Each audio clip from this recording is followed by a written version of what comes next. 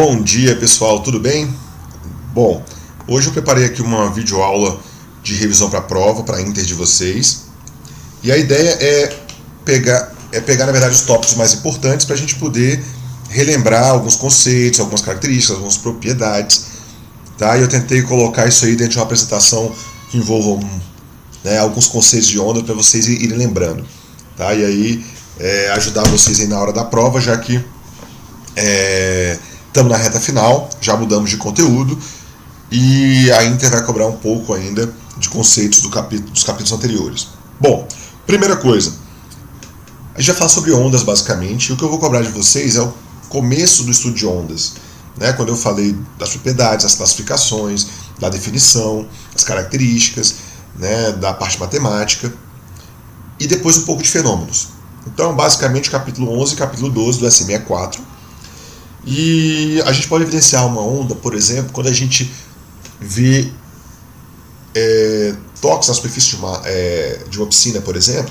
Cada toque na superfície de uma piscina vai gerando ondas circulares planas, né?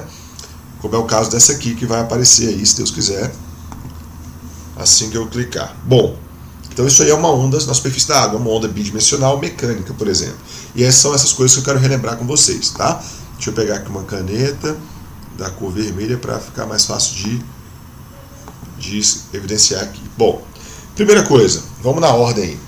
Eu coloquei algumas perguntas baseadas na nossa orientação de estudos. Por exemplo, o que é uma onda? Onda é um conjunto de pulsos gerados em um certo meio, em um determinado material, ou a partir de campos elétricos e magnéticos. Basicamente, a onda ela é um conjunto desses pulsos que se propagam em um determinado meio. Qual é a sua principal característica? E essa aqui aparece muito. Gente, a principal característica de uma onda é o fato dela propagar energia. Toda onda ela leva para frente, leva consigo energia. E ela faz com que um ponto do material adquira energia potencial gravitacional, energia cinética, vai e volta o tempo todo. Nenhuma onda vai propagar matéria. Então uma onda não é capaz de levar nada para frente, porque a massa, a matéria, ela não vai. Ela só leva energia, tá? Quais são as formas de vibração de uma onda? Quando a gente vai gerar uma onda, a gente pode fazer a vibração na vertical, por exemplo, na horizontal, depende, mas a vibração numa direção para que a onda se propague em outra direção. É o caso da onda na corda, que vai assim, certo? Quando a direção de vibração e a de propagação, direção de vibração é essa, propagação é essa.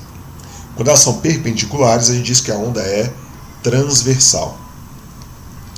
Isso aqui é uma primeira classificação de ondulatória, tá? De ondas. Ondas transversais são ondas que vibram e se propagam em direções perpendiculares. E o que seria uma onda longitudinal? É quando ela se propaga numa direção e quando ela vibra na mesma direção de propagação. Como mais ou menos o som faz, né? O som vibra para frente e para trás, como uma mola comprimida, distendida, comprimida, distendida. Faz. A mola vibra para frente e para trás, então é uma onda longitudinal. Qual o maior exemplo de uma onda transversal? O maior exemplo é a luz. O maior exemplo de uma onda longitudinal é o som, tá? Bom, percebam que a mudança de slide ela é uma onda bidimensional plana, né? Bom, aliás, bidimensional e mecânica e com direção radial, né? Bom, classificação das ondas contra a natureza. Essa classificação ela é muito importante porque ela define o tipo de onda e, consequentemente, algumas características vão surgir daí, algumas propriedades.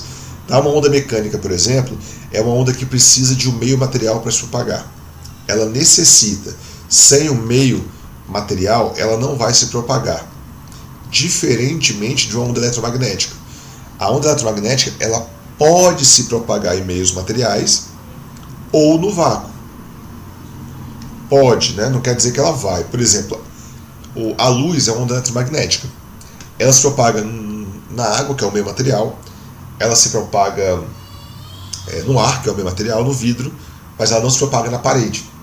Então não é todo meio material que ela vai se propagar. Então a onda eletromagnética se propaga no vácuo ou em alguns meios materiais. Tá? Bom, uma onda mecânica ela necessita do meio material porque ela é gerada pela vibração desse meio material. Então quando eu gero um som batendo na madeira, quando eu gero um som vibrando o ar, quando eu oscilo uma corda, quando eu faço oscilar a superfície de um líquido, todos esses casos eu estou falando da vibração de um determinado material, ou do ar, ou da madeira, ou do líquido, enfim, eu estou associando a minha onda a um determinado material que eu tive que gerar uma vibração. Quando eu falo de onda eletromagnética, eu não necessito dessa definição.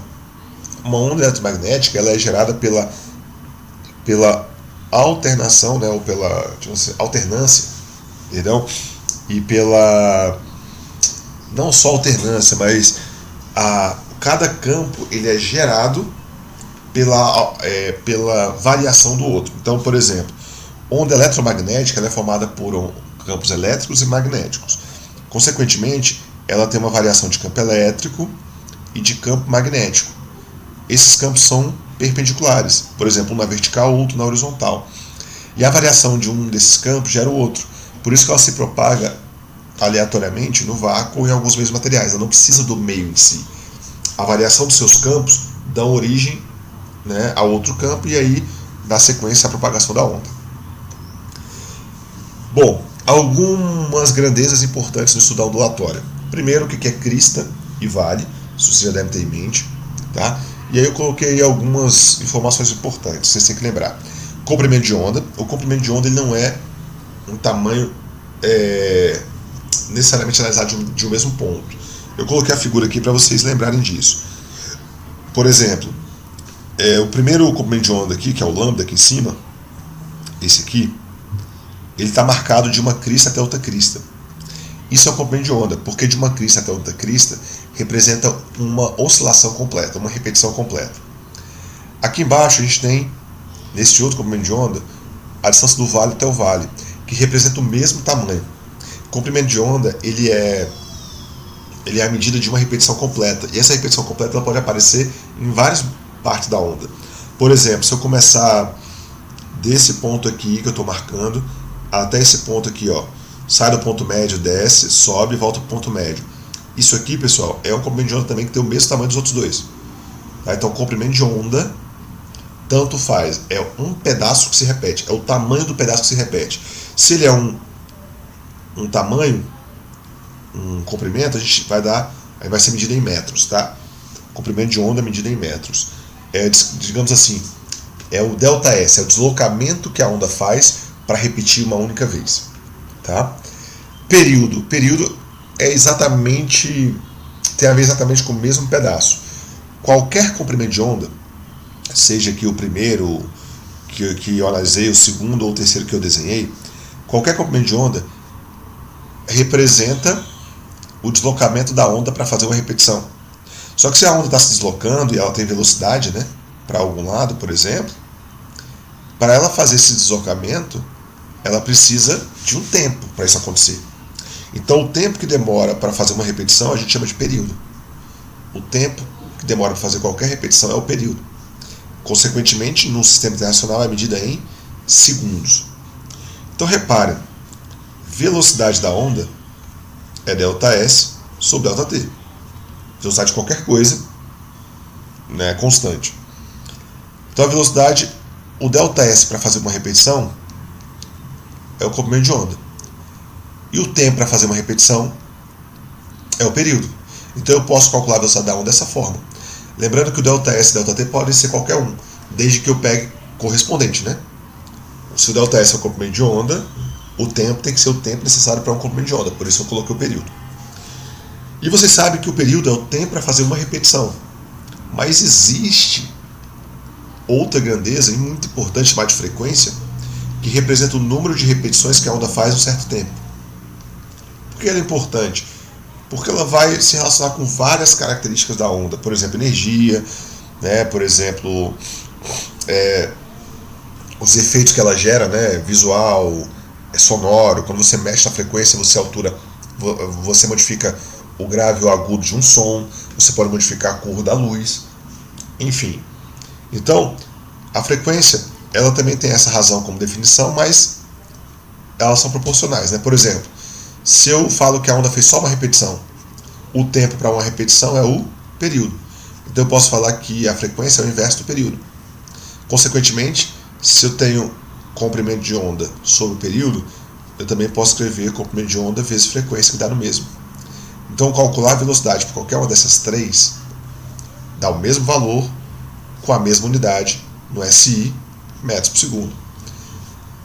Como a frequência é o inverso do período, a unidade de frequência seria 1 sobre segundo. 1 sobre segundo a gente chama de Hertz. Então, no SI, a unidade padrão é o Hertz. E por fim, a amplitude, que é a altura do ponto médio até o ponto mais alto da onda, ou do ponto médio até o ponto mais baixo, também medida em metros no SI. Então, as grandezas todas devem ser marcadas no SI, a não ser que a questão fale diferente. Para terminar, eu gostaria de relembrar alguns dos conceitos de fenômenos que a gente acabou trabalhando nesses últimos capítulos. Reflexão, lembrando que reflexão é muito nítido, né, quando você fala da luz, mas a reflexão ela vale para qualquer onda. E a principal característica dela é que ao refletir, bater em algum obstáculo, a onda ela não vai sofrer alteração nenhuma de velocidade, de comprimento de onda e de frequência. Na reflexão muda-se apenas o trajeto. Na refração é diferente. A refração é quando a onda muda de meio. Se ela muda de meio, ela vai mudar a velocidade obrigatoriamente. Ao mudar a velocidade, tem que mudar o comprimento de onda.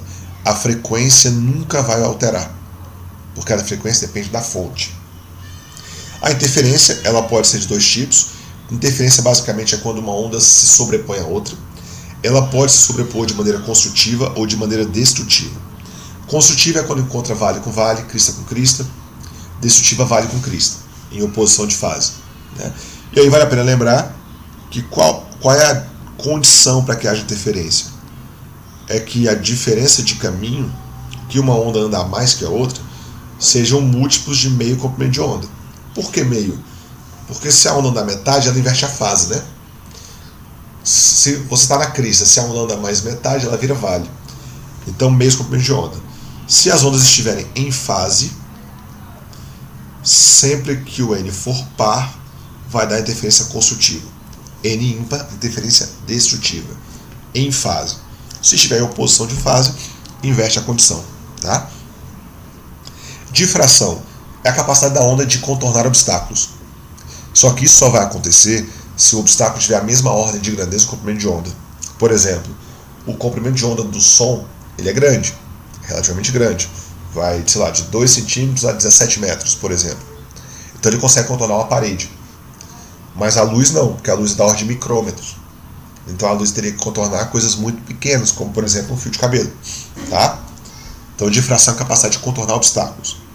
Batimento, muitas vezes já é chamado de batimento sonoro, né? Tem a ver com a pulsação que você ouve. Quando que acontece o batimento? Quando você tem duas ondas que se encontram, só que as frequências são parecidas, não são idênticas. Quando as frequências são bem próximas uma da outra, quer dizer que ora a onda vai gerar interferência construtiva, ora destrutiva, mas não vai ser exatamente casado. Então o que vocês vão ouvir é uma pulsação do som, ora construtiva, ora destrutiva, ora construtiva, ora destrutiva. E esse efeito sonoro ele gera um padrão, que é o batimento, a pulsação. Então a gente tem uma frequência para esse padrão de pulsação. Qual que é a frequência do fenômeno do batimento? A diferença entre as duas frequências, a maior menos a menor, ou uma menos a outra em módulo. Tá? Só que quando você representa essa junção das duas ondas, você forma uma onda, um desenho de uma nova onda. Então a frequência resultante representa o desenho da nova onda. Então cuidado, frequência do batimento é a frequência do efeito. Frequência resultante é a frequência, digamos assim, a frequência da onda final, do formato da onda. Tá? E por fim, ressonância. Eu coloquei uma definição genérica, que é o aumento da amplitude e oscilação de um sistema devido a uma ação externa. Por exemplo, lembre-se de uma taça de vidro, de cristal. Naturalmente, as suas moléculas já têm um grau de vibração, que a gente chama de frequência natural. Quando um som ele atinge esse material e faz o material oscilar numa amplitude maior, aí é o que a gente chama de ressonância. O material pode não resistir e quebrar. Então a ressonância, você amplia a vibração por meio de uma ação externa. Então a taça tinha uma vibração natural, o som ele ampliou essa vibração natural, tá? Atingindo com aquela frequência externa. Por fim, lembrando que os capítulos são 11 e 12, o caderno de atividades tem bastante questões, e aí é importante que vocês façam para estudar, certo? No mais é isso, boa prova a todos, espero que vocês não tenham dificuldades, leiam com atenção, nossos itens estão dentro desse conteúdo aí. Valeu, gente, obrigado pela atenção e bom resto de semana.